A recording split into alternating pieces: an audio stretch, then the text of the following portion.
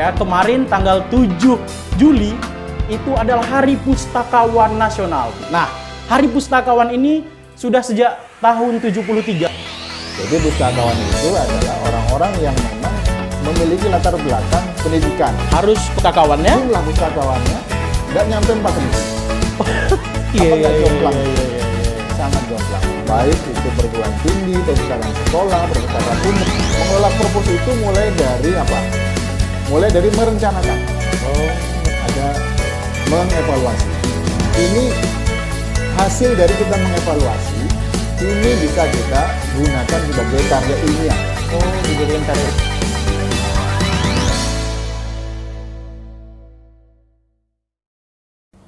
Assalamualaikum warahmatullahi wabarakatuh. Selamat siang pemirsa dimanapun Anda berada.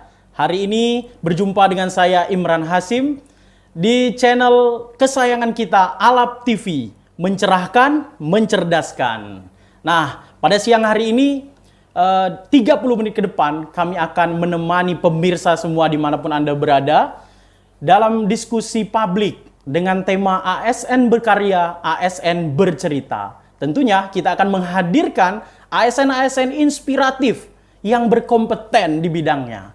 Nah, pemirsa, kalau saya tanya satu kata yang terlintas di kepala pemirsa tentang, saya sebut nih, pustakawan, apa yang ada di benak pemirsa? Boleh nih, yang mau komen, silakan ketik di kolom komen ya. Satu kata aja. Kalau saya sebut pustakawan, apa yang melintas di kepala pemirsa? Apakah buku, apa ruangan, atau perpustakaan? Ya, karena kalau kita dengar pustakawan, pasti kita cuma ingat, penjaga perpus pasti. Apa benar seperti itu? Mari kita simak penjelasan lengkapnya. Karena di tengah-tengah saya sudah hadir. Dia adalah seorang sosok ASN inspiratif. Dia adalah Pak Sutriyono. Beliau adalah Ketua Ikatan Pustakawan Indonesia di Provinsi Bengkulu ini. Dan juga fungsional Pustakawan Madya. Benar ya Pak Tri ya?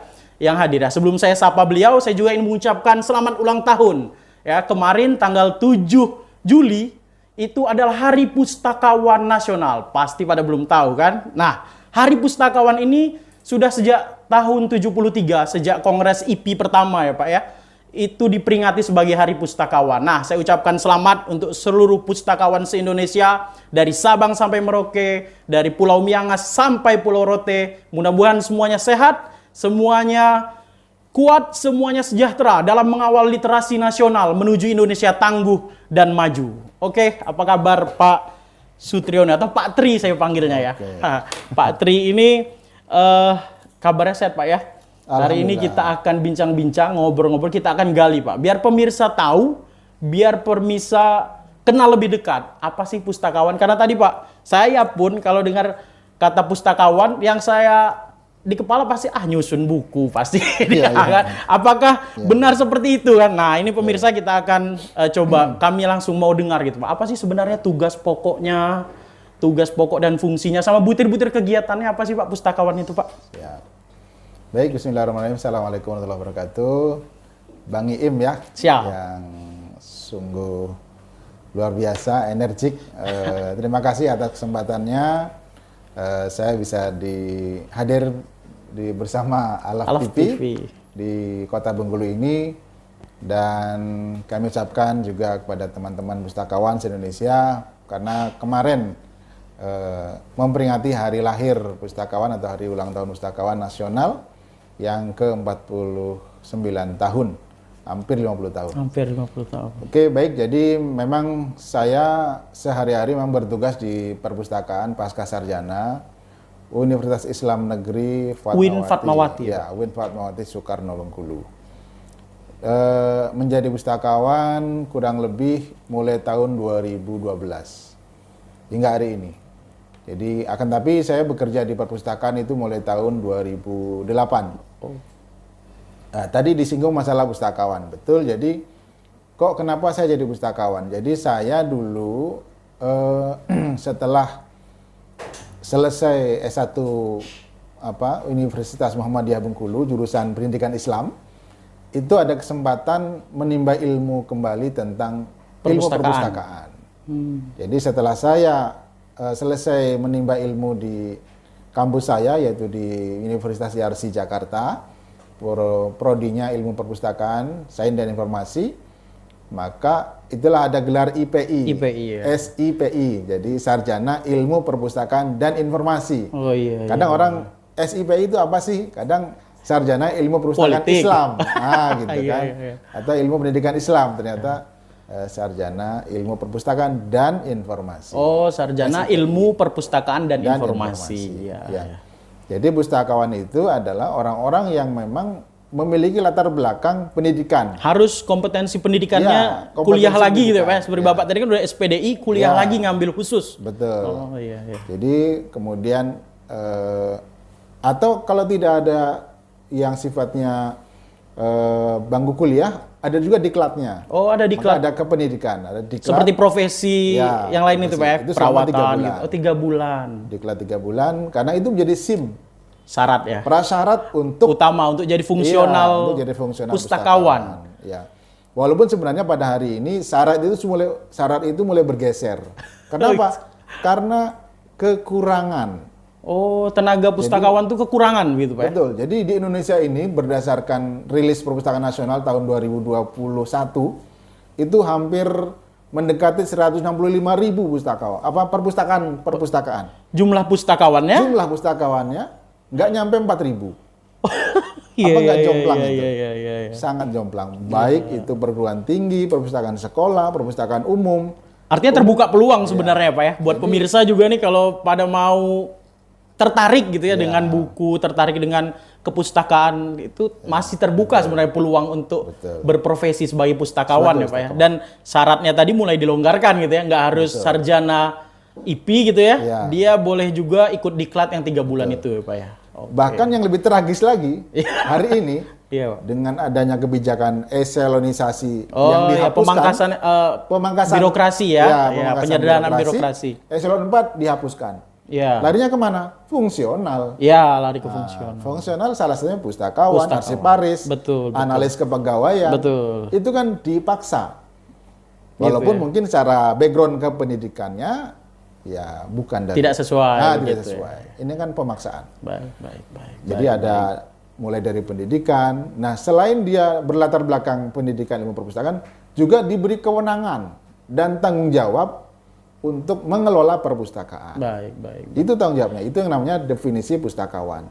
Akan tetapi Permenpan 9 2014 Tentang fungsional itu. Ya, membatasi yang namanya pustakawan adalah ASN. Oh, iya, oke, yang oke, mulai oke. yang memiliki tanggung jawab. Baik. Jadi kalau kita bicara, nah balik lagi nih Pak terkait butir kegiatannya itu seperti apa sih Pak Rinci ya? Kalau kita kan tadi taunya cuma, jago perpus tuh lah pustakawan ya, kan Pak. betul, Itu kan sepelenya orang mungkin begitu ya Pak. Ya. Tapi sebenarnya apa Pak? Butir-butir kegiatan nih kalau kita sebagai fungsional tentunya paham sekali ya Pak ya.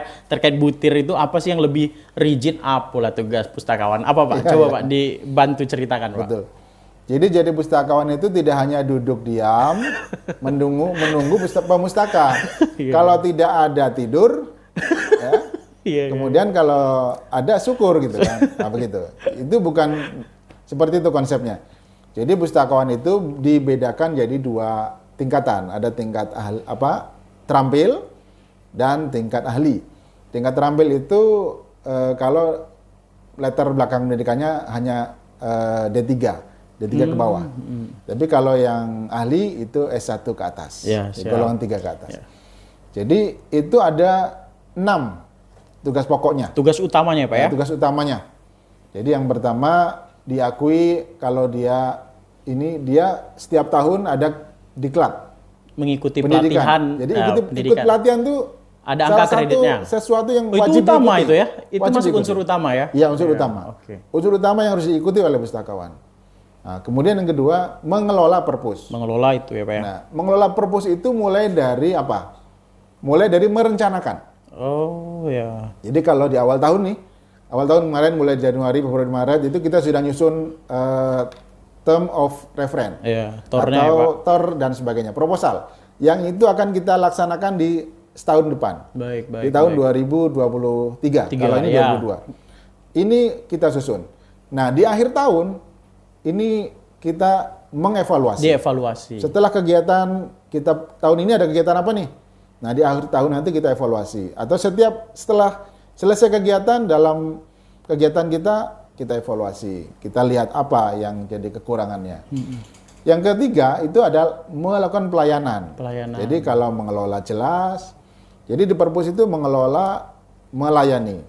Nah, kalau mengelola tadi menyusun proposal, membuat perencanaan, laporan, merencanakan, mengevaluasi. Ya. Nah, yang ketiga melakukan pelayanan. Jadi kalau ada buku yang datang, peminjaman buku gitu ya.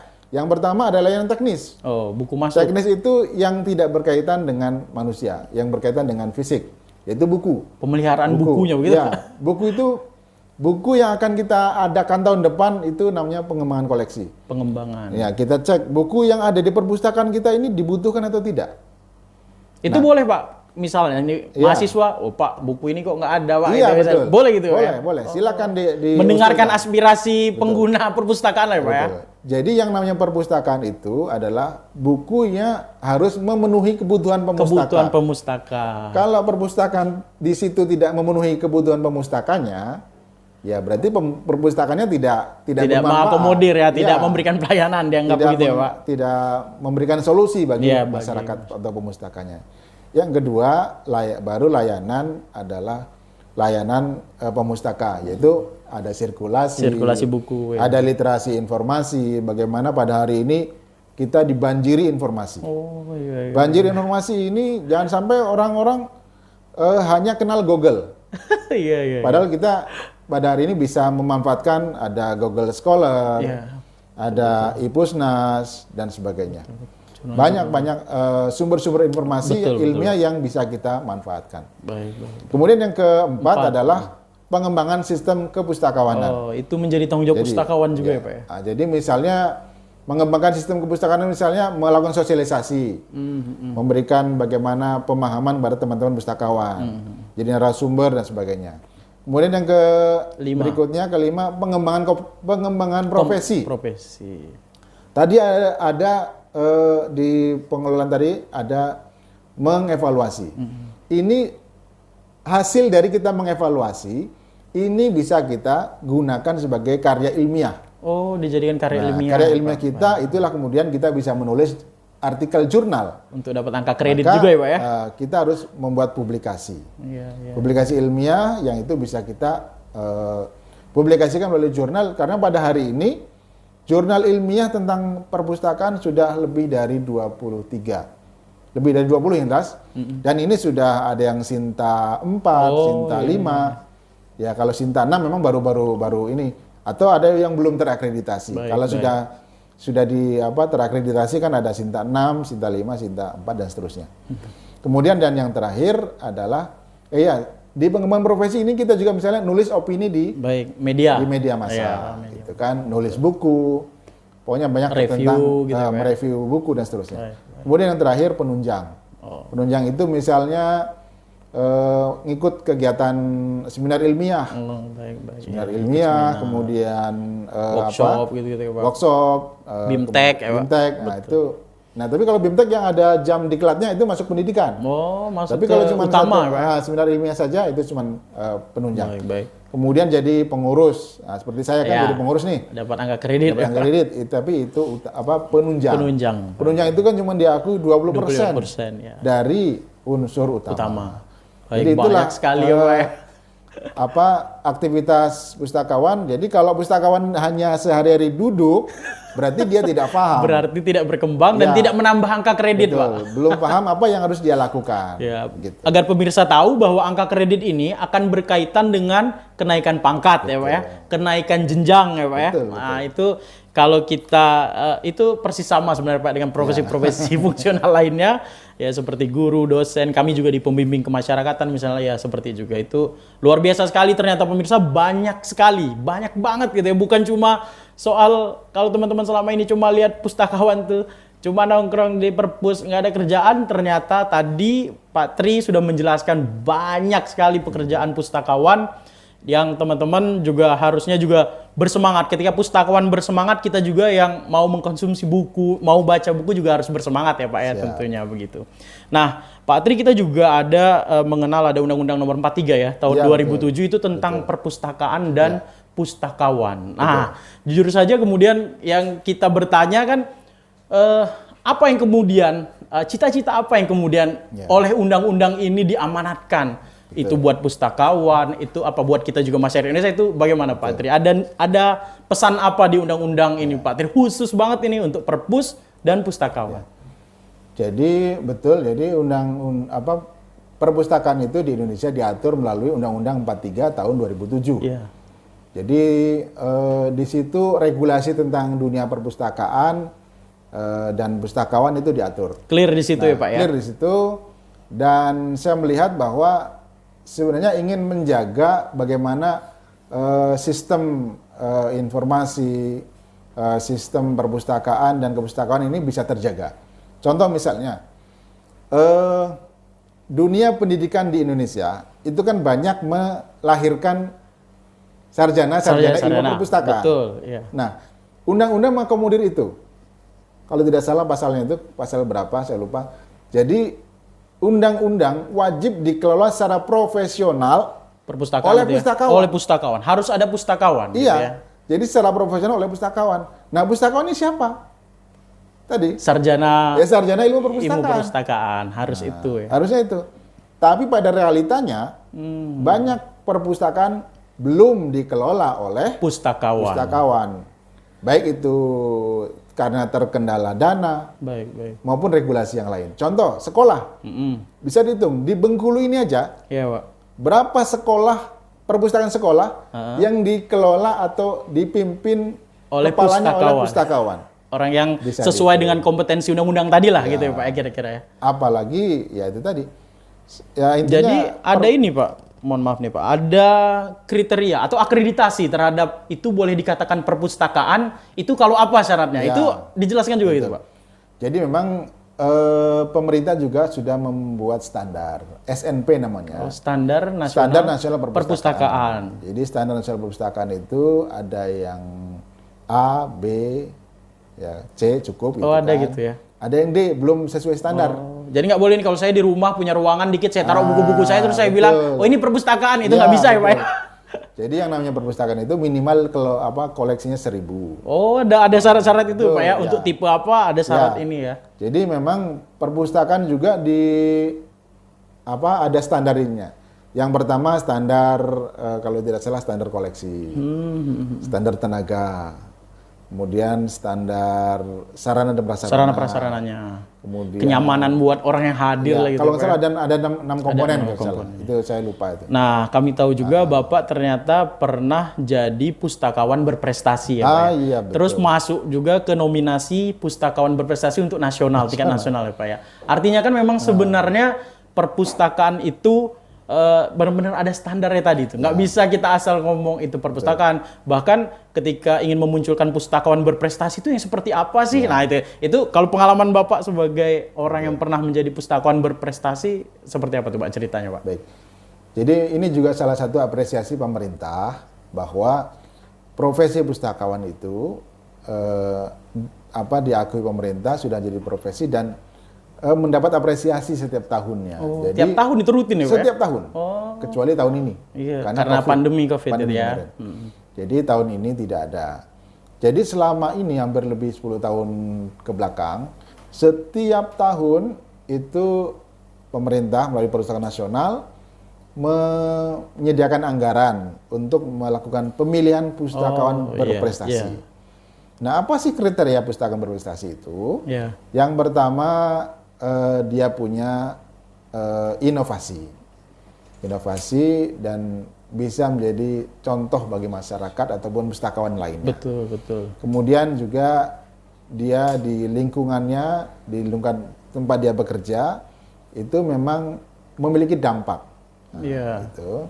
Dan di masyarakat dia juga memiliki bermanfaat dalam artinya seminimal-minimalnya 6 syarat tadi tuh itu harus terpenuhi dulu ya Pak ya. Berikutnya baru syarat yang tadi Pak Tri ceritakan. Jadi, ya. Dari sisi pribadi personal sudah jelas 6 komponen tadi harus clear dulu ya Pak ya. Clear atau tidak gitu kan. Jangan sampai pustakawan dia berprestasi tapi perpustakaannya ternyata tidak nyaman, koleksi nggak banyak gitu ya Pak ya, nggak memberikan dampak gitu ya bagi orang yang menggunakannya gitu ya Pak ya. Betul. Oh itu. Jadi artinya untuk pun menjadi sampai pada tingkat pustakawan berprestasi, dia juga harus mengelola perpustakaannya Betul. yang comfortable gitu ya, nyaman membuat bagi para pembacanya. Nah, ada suka duka apa Pak? Kalau kita cerita artinya, kalau saya amati nih Pak ya, Betul. pustakawan ini juga sebenarnya senasib dengan fungsional lain, misalnya ya kami bilanglah Pak pembimbing kemasyarakatan, sebelum dan sesudah menjadi jabatan fungsional, Betul. itu terasa bedanya Pak gitu. Bukan saja dari sekedar dari tunjangan ya Pak ya, tapi hal-hal lain. Kira-kira apa Pak suka dukanya Bapak sebagai pustakawan? Jadi Bapak ini melewati masa yang saat itu pustakawan belum jadi fungsional. Betul. Dan Bapak merasakan sekarang pustakawan jadi fungsional. Nah, jadi memang dari yang pertama dari sisi apa ya? Dari sisi tugas-tugas yang harus dilakukan itu memang beda. Kalau belum pustakawan itu kadang ya kita tidak punya rambu-rambu gitu Iya. kan. Dan tapi kita kalau nggak sudah punya jadi pustakawan, terserah lah itu. ini loh yang akan kita rencanakan di awal tahun, kita Iya, jelas ya. merencanakan ini di akhir tahun tercapai atau tidak. Target gitu kan. dan goalnya jelas. gitu Ya, gitu. Itu yang pertama dari sisi planning pekerjaan. ya. Yang kedua, ya sukanya ya alhamdulillah dari sisi kesejahteraan itu kan sudah jelas. gitu kan. Diperhatikan ya. Fungsional pustakawan itu kan ya lumayan lah dengan fungsional yang lain agak sudah lebih. Ini nggak Pak, memanggil animo, memacu animo teman-teman lain untuk, wah enak nih, oke lah niat awalnya karena tunjangan, Iya, tapi betul. tadi kan kebutuhan yang tadi Bapak sebutkan ada 165.000 perpustakaan, pustakawan kita se-Indonesia cuma 4.000. Apakah dengan dia menjadi fungsional itu menumbuhkan animo teman-teman lain untuk, wah semangat nih, benda juga nih, in passing Iya, misalnya kan, betul. untuk menjadi pustakawan itu gimana Pak? Sebenarnya animo untuk jadi pustakawan itu tinggi gitu kan. Buktinya apa? Ketika ada formasi jadi pustakawan, Banyak peminatnya Pak. banyak peminatnya terpenuhi. Dan kampus-kampus yang membuka jurusan IP, Ya, terpenuhi. Akan tetapi ketika dia sudah jadi fungsional pustakawan, mau mengusulkan jadi fungsional pustakawan, ternyata sulit, merasa kesulitan, sulit mengumpulkan angka kredit. oh Itu kata iya, mereka. kata mereka. Kata mereka. Sehingga ketika ditawari misalnya jadi bendahara, Iya. di perencanaan, Lebih atau yang memilih lain, pindah akhirnya ke pelaksana ya Pak, ke sana. fungsional umum ya. Nah, ini kan kasuistik ya. Iya. Jadi sebenarnya persoalan sulit mengumpulkan angka kredit itu kan Kembali ke individunya Pak. kembali individu. Ya, jadi kemarin saya membuat tulisan juga problematika teman-teman yang sulit untuk mengumpulkan angka kredit. saya bilang. iya. Sudah saya publikasikan dari jurnal di Padang kemarin. Jadi intinya problemnya dari personal diri sendiri. Kalau dari pribadi sendiri motivasi dari internalnya Kurang, tinggi gitu baru kan, semangat untuk ya. ini ya, Kumpulkan angka kredit tuh Pak ya. maka itulah gunanya profesi. Iya. Adanya profesi ikatan ini. Jadi dengan adanya ikatan ini, apa yang jadi persoalan teman-teman pustakawan bisa kita Jawab gitu ya. jawab bersama-sama. Jadi jangan diam gitu kan. Betul. Gitu. Iya. Jadi ya sebenarnya kalau dari sisi minat baca, orang sudah tidak terbantahkan lagi bahwa minat baca kita sebenarnya tinggi. Tinggi. Sebenarnya tinggi. Tinggi ya. Iya. Akan tapi tingkat literasinya yang masih perlu Itu apa? ditingkatkan. Yang membedakannya itu apa tuh Ya. Pak? Orang kadang masih mengartikan literasi ya baca buku gitu ya. Ya. Boleh Pak Jadi diterangkan. kalau membaca itu kan sekedar baca saja. Siap. Tapi baik. kalau literasi itu setelah dari membaca itu kan dia karya. ada pengetahuan, pengetahuan. ada pemahaman, dan kemudian ada karya. Oh, dibikin karya lagi gitu. Oh, Jadi itu itulah yang literasi ya. Jadi kalau misalnya sudah paham kan tentu kalau ini buruk, keburukan Iya. sudah paham, dia tinggalkan. Oh, iya, Tapi ketika sesuatu yang ini baik, nah kenapa tidak kita lakukan? Iya. Nah, itu yang namanya bedanya. dampak literasi. Selain itu juga, kalau tadi dibilang bahwa tingkat baca kita masih rendah, memang ya bisa dilihat di kota kita. Orang baca buku kan harus kemana? Ke toko buku. Toko buku. Kemudian ke Perpus perpustakaan. daerah, ya. Nah, sementara perpustakaan kita akses ininya mudah atau sulit? Nah, itu. Nah, kadang kita buka pas jam sekolah saja.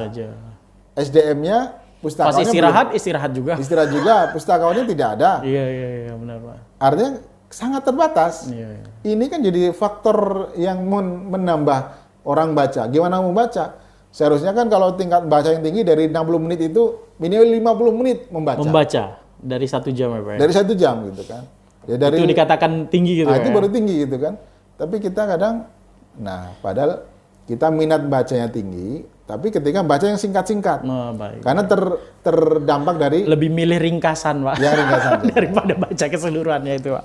Dan dengan adanya era digital ini tentunya juga pustakawan harus segera bertransformasi ya, Ya, Pak ya. betul. E-book begitu juga masuk dalam daftar koleksi nggak, Pak? E-book begitu ya masuk ya? Jadi sekarang ini perpustakaan sedang berlomba-lomba untuk menghadirkan e-book. Oh, siap. Karena juga selain itu pihak ketiga ada penyedia e-book yang memang memudahkan. Oh, baik. Ya, contoh saja misalnya ada sekarang itu ada Kubuku.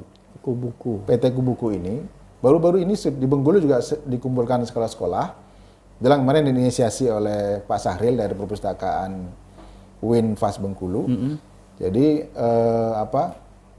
Kubuku ini menyediakan rumahnya untuk mengakses e-book. E-book free gitu ya? Itu free. Oh, baik. Jadi di awal kalau tidak salah dikasih buku berapa ya, hampir 100 judul kalau tidak salah. Dan itu gratis. Ketika nanti mau nambah koleksi baru bayar. Oh, baik. Gitu. Udah Jadi, ada ya, betul ya? Kalau selama ini perpustakaan hanya buka jam kerja, dengan adanya e-book buka 24 jam. 24 jam. Asal Bisa. terkoneksi dengan internet. Nah, tidak ada alasan buat pemirsa, buat semua penikmat Alaf TV untuk tidak membaca karena bukunya bukunya nggak update. Ternyata ada aplikasi e-book yang juga disediakan oleh perpustakaan, ya. Nggak ada alasan lagi tidak mau membaca. Dan hari ini banyak sekali kita dapat informasi dari Pak Tri, mulai dari apa itu fungsional pustakawan, ya kan?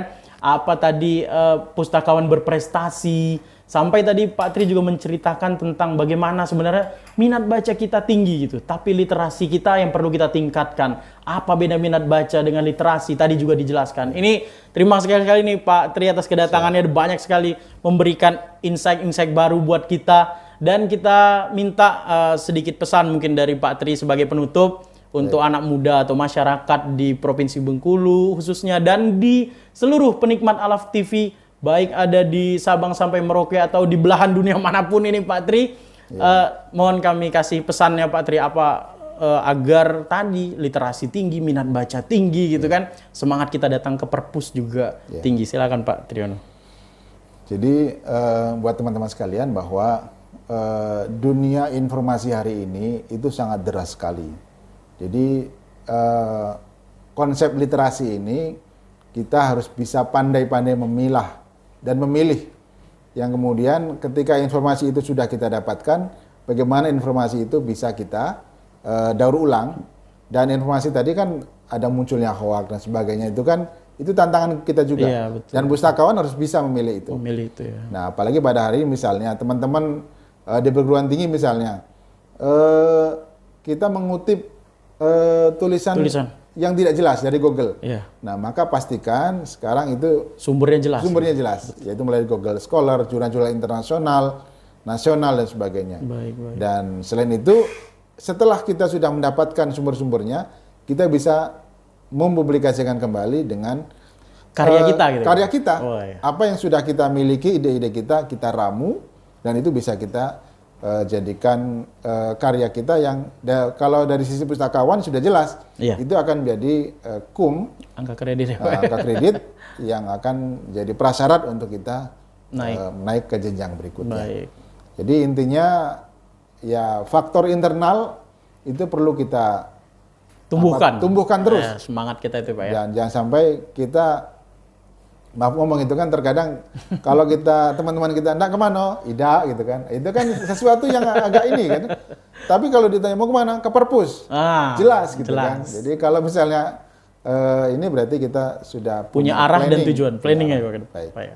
Baik, itu pemirsa terima kasih Pak Triyono sekali lagi dan para pemirsa yang sudah menyaksikan obrolan publik ASN Berkarya, ASN Bercerita yang menghadirkan ASN Inspiratif Pak Sutriyono, Pustakawan Madya dari Win Fatmawati, Provinsi Bengkulu. Saya Imran Hasim, mohon maaf bila ada kekurangan. Terima kasih. Assalamualaikum warahmatullahi wabarakatuh. Waalaikumsalam.